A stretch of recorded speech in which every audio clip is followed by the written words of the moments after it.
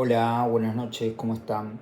Bueno, vamos a continuar la clase del día miércoles donde vimos los conceptos de hecho y actos jurídicos. Esta clase de hoy viernes está programada que sea sincrónica. Yo sinceramente con la premura de terminar la clase ya porque era muy tarde, me olvidé de mencionárselos, pero bueno, ahora aprovecho para hacer esa aclaración, ¿no? Bueno, lo que nosotros vamos a ver en la clase de hoy son los distintos vicios de la voluntad de los actos jurídicos. Eh, Nosotros vamos a dividir lo mismo como los vicios de la voluntad, vamos a clasificarlos en tres grandes grupos. Vamos a ver vicios de la voluntad por el error. Un segundo grupo, una segunda definición sería vicios de la voluntad por el dolo. Y por último sería vicios de la voluntad por la violencia, por la intermediación de violencia.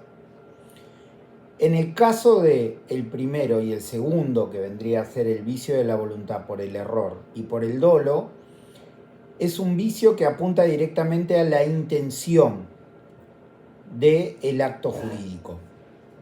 En el caso de la violencia, es un vicio que afecta directamente la libertad del acto jurídico. Dicho esto, habría que hacer una definición, una breve definición de qué es lo que se considera como un error de hecho. Un error de hecho, el concepto vendría a ser que consiste en una falsa representación de la realidad. Obviamente, nosotros como personas, como individuos, no tenemos una interpretación de la realidad de manera uniforme. Lo que para algunas personas puede ser de determinada manera, otras personas lo pueden interpretar de una manera totalmente distinta.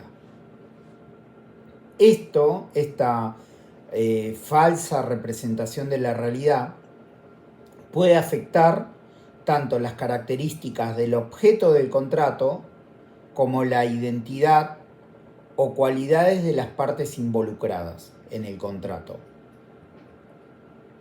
Y vamos a tener también el error de derecho, que se refiere a la ignorancia o la falsa interpretación de una norma jurídica. Por ejemplo, si una persona celebra un contrato bajo una creencia equivocada de que cierta acción es legal cuando no lo es. ¿Cuáles son las consecuencias del error? La existencia de un error esencial y excusable puede llevar incluso hasta la nulidad de ese acto jurídico, lo que implica que el mismo sea inválido desde su origen y que genere la consecuencia de que las partes sean restituidas al estado en que se encontraban antes de la celebración del acto jurídico. Ejemplos en el derecho de error serían, por ejemplo, si una persona compra un terreno bajo la creencia que está libre de impuestos y resulta, de gravámenes, y resulta ser que ese terreno estaba hipotecado. Este error sobre un elemento esencial puede invalidar el contrato. Otro ejemplo de error en el derecho es en el matrimonio.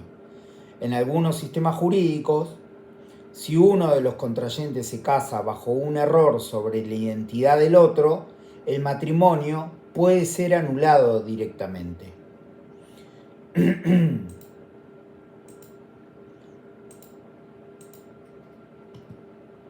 Entonces, dentro de lo que es el error de hecho que aparece en el artículo 265 del Código Civil y Comercial de la Nación, vamos a entender que el error puede ser por ignorancia, por una ausencia completa de conocimiento, por un error directamente, un conocimiento equivocado de algo, una falta de noción sobre ciertos datos o sobre los elementos que determinan a la parte para realizar el acto.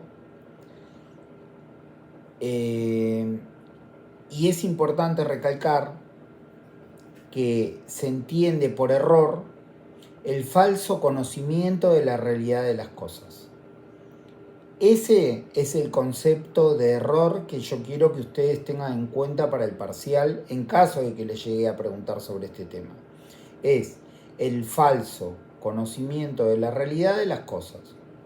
Y es un vicio de la voluntad que afecta la intención del sujeto. Es un acto, es un elemento interno del acto voluntario. De no haber tenido un falso conocimiento de las cosas, la persona, muy probablemente, jamás hubiera celebrado el acto jurídico. Como les dije anteriormente, el error como vicio de la voluntad lo vamos a encontrar expresado desde el artículo 265 al artículo 270 del Código Civil y Comercial de la Nación.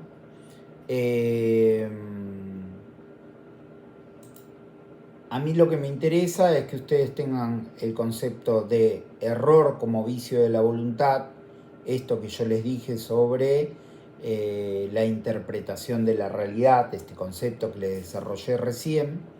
En el artículo 268 se hace mención a un error que es reconocible. El error reconocible parte básicamente de una teoría que es la teoría de la confianza y de que cada parte debe comportarse de manera diligente con la otra. O sea, tiene que tener una predisposición a que el acto jurídico se dé de la manera más clara, más solemne posible para la parte o para las partes involucradas en ese acto jurídico. Tiene que ver también con el principio de la buena fe, porque se exige que esto de que las partes sean diligentes con la otra, y que sea leal también. Pero todo esto tiene que ver mucho con elementos internos del acto jurídico. Ahora, el error es reconocible cuando la otra parte pudo reconocer el error en el que recae cuando el que celebra el acto o contrata, teniendo en cuenta circunstancias personales de tiempo y lugar, y nada, deja que el otro se equivoque.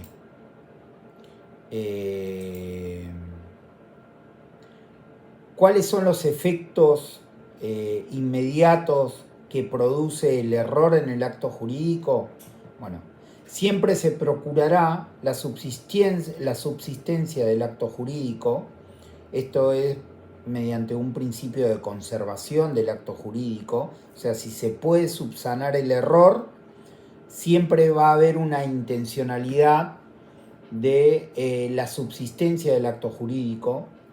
La parte no afectada responde por los daños causados, como así el tercero que llevó a caer en el error, en caso de que hubiera un tercero. La parte que padece error al tiempo de la celebración del acto no puede reclamar su nulidad si obtiene satisfacción en sus intereses. O sea, si se cumple con el objetivo, con la finalidad del acto jurídico. Esto consiste precisamente en que la otra parte brinde su consentimiento, se avenga a ejecutar el acto de acuerdo a las modalidades y el contenido que el perjudicado entendió que tenían al tiempo de celebrarse.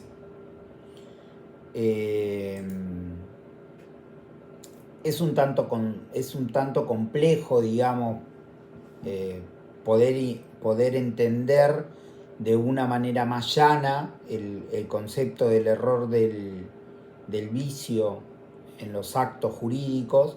A mí lo que me interesa es que tengan muy en claro el concepto principal, como para poder desarrollarlo en caso de que se les haga una pregunta del parcial. Ahora, el dolo como vicio de la voluntad de los actos jurídicos. Nosotros lo vamos a encontrar expresados en los artículos 271, 272, 273, 274 y 275 del Código Civil y Comercial de la Nación.